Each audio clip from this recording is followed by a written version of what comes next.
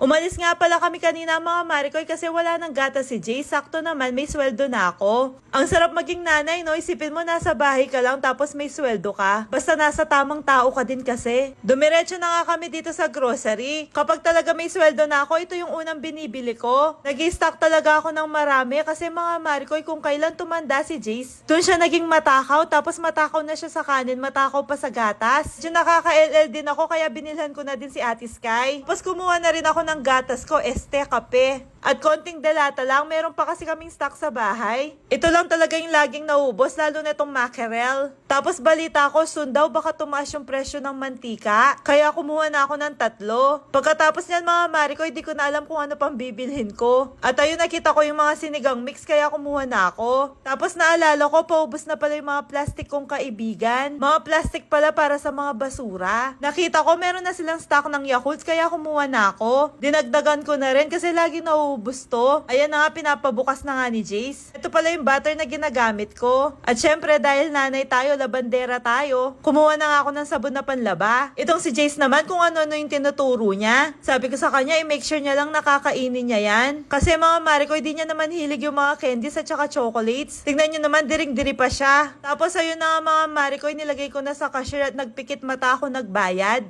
Salamat pala kay kuya na tumulong sa amin. Tapos bumalik din kami sa loob kasi kakain kami ni Jace.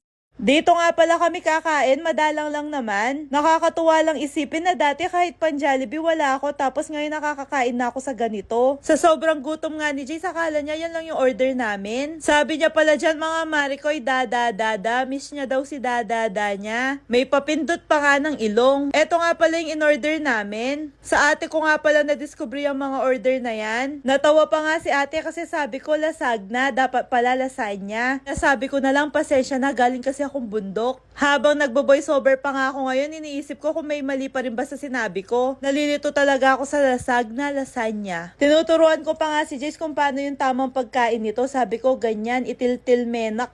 Alam nyo ba mga Marikoy, kapag natry nyo to, wala lang, natry nyo lang, masarap. Paborito nga pala ng ate ko yan. At parang magiging paborito na rin namin ni Jace. Nakakainis nga, lagi kaming kumakain dito, di naman nila pinapagalaw yung baso. Tignan nyo naman si Jace, sinusubuhan niya ako pero iba yung tinitignan niya. Tapos dumating na rin pala yung isang order namin, basta may chicken yan. Baka magkamali na naman kasi ako, nakakahiya. Tulad ng sabi ko sa inyo, nagpa-fasting po ako. Kapag umaga lang ako kumakain, tapos pag wala din kami sa bahay at umaalis, kumakain din ako. Ang nangyayari, araw-araw kaming wala sa bahay, kaya araw-araw din ako kumakain. Ayan pala yung silbi ng kopya ni Jace, o diba may sabitan ako ng takeout. Tapos sabi pala ni Jace, magkikitsuna daw kami, kitsuna.